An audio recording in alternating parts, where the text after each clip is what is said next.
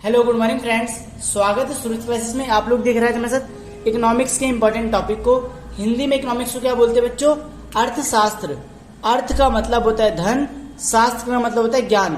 तो धन का ज्ञान मिलने वाला है किसमें? इकोनॉमिक्स के अंदर। इकोनॉमिक्स एक ऐसी स्टडी है जो स्टडी करता है किसके बारे में? स्केर्सिटी। स्केर्सिटी का मतलब होता है जो आपके पास संसाधन है उतने संसाधन में हम कैसे अपना गुजारा करें, या किस तरीके से अपने संसाधनों को बढ़ाएं, किस तरीके से लोगों की नीड्स पूरी करें। और इकोनॉमिक्स स्टडी करता है किसके बारे में? लिमिटेड रिसोर्स के बारे में। जो आपके पास लिमिटेड संसाधन है, जो भी बाइक, कार, घर जो भी है, इनमें किस तरीके से पूरे वर्ल्ड को, पूरे देश को, पूरे एक परिवार को चलाया जाए। Economics is a study of a human problems. लोगों के पास बहुत समस्याएं हैं, सर घर नहीं है, गाड़ी नहीं है, पैसा नहीं है, ये नहीं है, इन सभी मतलब जो एसेट से रिलेटेड समस्याएं, मतलब जो रिसोर्स से संबंधित समस्याएं हैं, उनकी स्टडी कौन करता है? इकोनॉमिक्स। सिर्फ रिसोर्स से संबंधित। अब इसका एक एग्जांपल लेता हूं मैं। मान लेते हैं, जैसे हमने सुना है पहले भी, एक गांव में, पालमपुर की गांव की कहानी सुनी होंगी आपने। उसमें बताया जाता था कि एक व्यक्ति है, उसके घर में प्रतिदिन 100, 200, 300, 500 रुपए कमाने वाला व्यक्ति है। तो इससे क्या पता चलता था कि हम उसमें धन के बारे में बात कर रहे हैं, उनके किस तरीके से पैसों का लेन देन कर रहे हैं, किस तरीके से पैसे को कमा रहे हैं, किस तरीके से पैसे को एक जगह से दूसरी जगह भेज रहे हैं। तो वहीं से शुरू होती है इकोनॉमी। इकोनॉमिक्स वही है धन का ज्ञान। हम इस किताब से पढ़ेंगे धन का ज्ञान। अगर आप इस वीडियो को पूरा देखेंगे तो आपका इंटरेस्ट और बढ़ेगा। इकोनॉमी क्या है? देखिए, धन का ज्ञान। अब बढ़ेंगे इकोनॉमी के बारे में।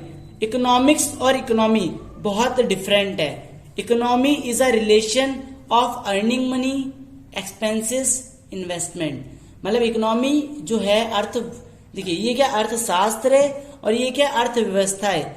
धन को किस तरीके से हमें अर्न करना है, किस तरीके से खर्च करना है और किस तरीके से इन्वेस्ट करना है, उसके बारे में कौन बताता है? Economy. Economy is a relation of production, consumption and distribution. हम अर्थव्यवस्था में पढ़ते हैं कि प्रोडक्शन कैसे करें, मतलब किसी चीज का बनाए कैसे। दूसरी चीज पढ़ते हैं किसी चीज को खाए कैसे। तीसरी चीज पढ़ते हैं कि लोगों में बांटे कैसे। समझ लीजिए, जैसे आप मान लो पूरे देश के आप एक सेकंड के लिए इकोनॉमिस्ट बन गए, तो आप देखेंगे किस तरीके से हमारे पास जो रिसोर्स अवेलेबल है वो किस तरीके से लोगों के बीच में बांटे जाएं। And economy is a system. Economy एक ऐसा सिस्टम है जिसके अंदर हम प्रोड्यूस करते हैं क्या? गुड्स और सर्विस। बच्चों देखो, क्लास 11 में गुड्स, नए बच्चे हो तो आपको बता देता हूँ मैं, गुड्स का मतलब क्या होता है? वस्तु। मतलब कोई भी सामान कैसे सिस्टम में प्रोड्यूस किया जाए, कोई भी सर्विस किस तरीके से बनाई जाए और लोगों को दी जाए। पीपल टू, हम उन्हें लोगों को सिखाएं कि किस तरीके से अपना रोजगार मतलब पैसा कमाना सीखे और उसको खर्च करना सीखे। A man purchase of goods and scale of goods is a economic activity. मतलब कोई भी व्यक्ति अगर चीज को बना रहा है, मतलब सब वस्तु को खरीद रहा है, बेच रहा है, ले रहा है, बना रहा है, तो वो इकोनॉमिक एक्टिविटी है, वरना इकोनॉमिक एक्टिविटी नहीं है। Economy only deals of money transaction. Economy सिर्फ किसमें स्टडी करता है, किसमें डील करता है? मनी ट्रांजेक्शन्स में, जिसमें पैसे का लेन देन हो। इकोनॉमिक्स के दो पैर होते हैं। अगर हम बात करें जो हम पढ़ने वाले हैं, क्लास 11th इस पे खत्म हो जाएगी, क्लास 12th इस पे खत्म हो जाएगी। 2 साल की पढ़ाई अगर आप इन दोनों को समझ ले तो ध्यान से समझिए इनको। एक माइक्रो मतलब छोटा, छोटी, और माइक्रो मतलब बड़ा। माइक्रो मतलब छोटा, मैक्रो मतलब बड़ा।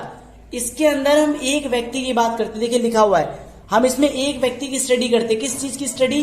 कि भाई वो व्यक्ति कहां से पैसा कमाता है, कितना पैसा बचाता है, कितना पैसा खर्च करता है। इसको क्या बोलते हैं? Micro economics. मैक्रो इकोनॉमिक्स में क्या होता है गुड़िया? मैक्रो इकोनॉमिक्स में हम पढ़ते हैं कि होल कंट्री, पूरा संसार किस तरीके से पैसा कमाता है, पूरा मांग क्या है, मतलब एक व्यक्ति किस चीज को लेना चाहता है और किस चीज की पूर्ति चाहता है, किस चीज की मांग कर रहा है, क्या चीज उसे मिल रही है। सप्लाई मतलब होता है क्या चीज उसे प्राप्त हो रही है। डिमांड मतलब क्या होता है कि वो किस चीज की मांग कर रहा है। मैक्रो में हम पढ़ते हैं इसका बड़ा रूप। बड़ा रूप कैसे हो जाएगा? डिमांड बन जाएगी एग्रीगेट। एग्रीगेट का मतलब पूरे देश की क्या डिमांड है, पूरे देश की क्या सप्लाई है। Economics is a study of a income and expenses. Economics एक ऐसी स्टडी है जिसमें हम आय मतलब पैसा कितना आया और कितने खर्चे हुए, इसके बारे में पढ़ते हैं। Micro is a last quantity of a goods and service. Micro को मान सकते हैं हम लीस्ट, लीस्ट मतलब कम से कम क्वांटिटी, छोटी से छोटी क्वांटिटी किसकी, गुड्स एंड सर्विसेज की। ओनली 1% और ए स्मॉल कंट्री, अगर हम बात करें इसमें बहुत एक व्यक्ति की बात होगी, ओनली 1% और स्मॉल कॉलोनी, एक कॉलोनी के बारे में स्टडी की जाएगी। माइक्रो स्टडी में हम पढ़ते हैं कि एक व्यक्ति कितना सेटिस्फाई हुआ।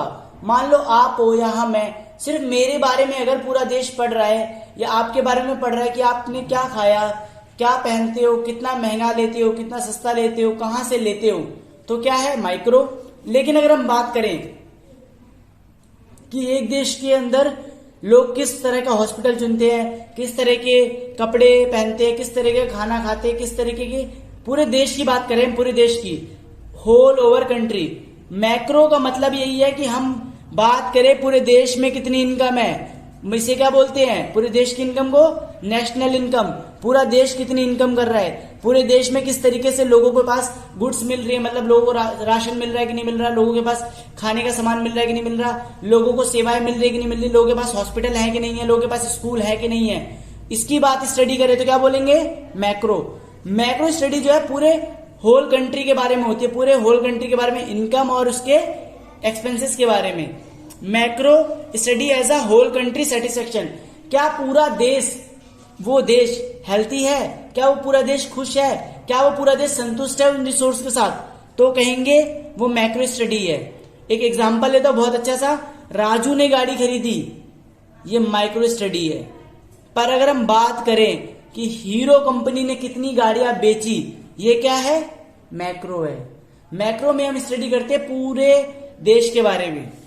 Positive economy, normative economy, it deals with the things are there, जो डील्स करती है किसमें, वस्तुओं में। इंडियन ओवर पॉपुलेटेड, इंडिया के पॉपुलेशन के बारे में। Price have been rising in India, मतलब देश के अंदर पैसा बढ़ रहा है, प्राइस, वस्तुओं का मांग, मतलब क्या कह सकते हैं, वस्तुओं का प्राइस बढ़ रहा है, तो क्या है, पॉजिटिव है।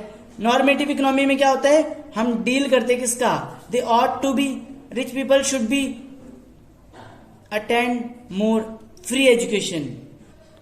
नॉर्मेटिव इकोनॉमिक्स में देख सकते हैं आपकी टैक्स्ड है, क्या लिखा है, टैक्स्ड, फ्री एजुकेशन, मतलब ये वो चीजें होती है जो इकोनॉमिक्स के अंदर नहीं गिनी जानी चाहिए। कैसे, कौन कितना टैक्स दे रहा है ये गिनना है, पर इससे क्या रिलेशन है, इससे कोई रिलेशन नहीं है।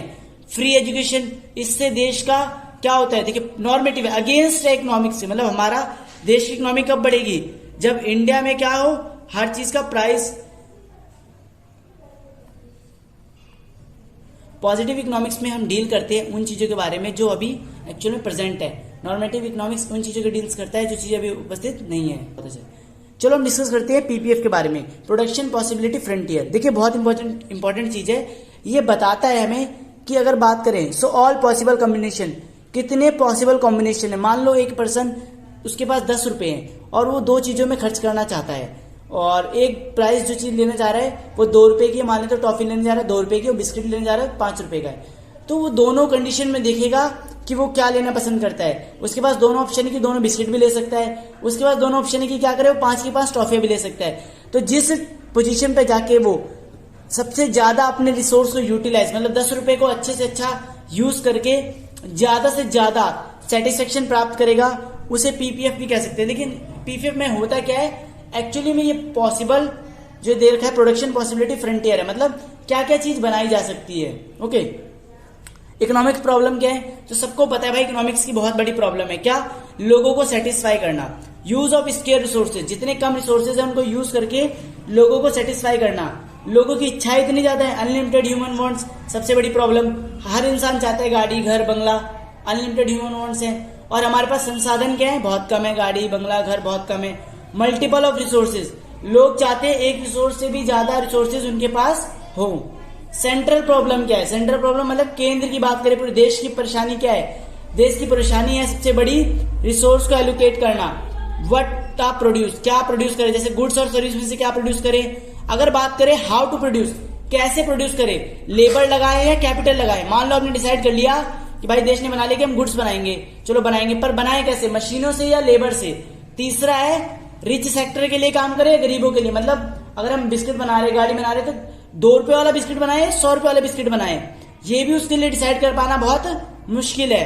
अगला है अपॉर्चुनिटी कॉस्ट, अवसर लागत। अवसर लागत का मतलब होता है कि जैसे मान लो एग्जांपल के लिए अभी आप कहीं जॉब कर रहे हो, आपको सैलरी मिल रही है 18,000, आप जॉब करने लगे दूसरी जगह, वहां सैलरी मिलती है 20,000, तो आपके पास अवसर कितने हजार का था, आपके पास अपॉर्चुनिटी कितनी बड़ी है, सिर्फ 2,000 की। इसका मतलब है the next best use of which that resource could be passed. मतलब जो भी हमारे पास था उससे नेक्स्ट क्या बेटर मिलेगा, इसे बोलते हैं अपॉर्चुनिटी कॉस्ट।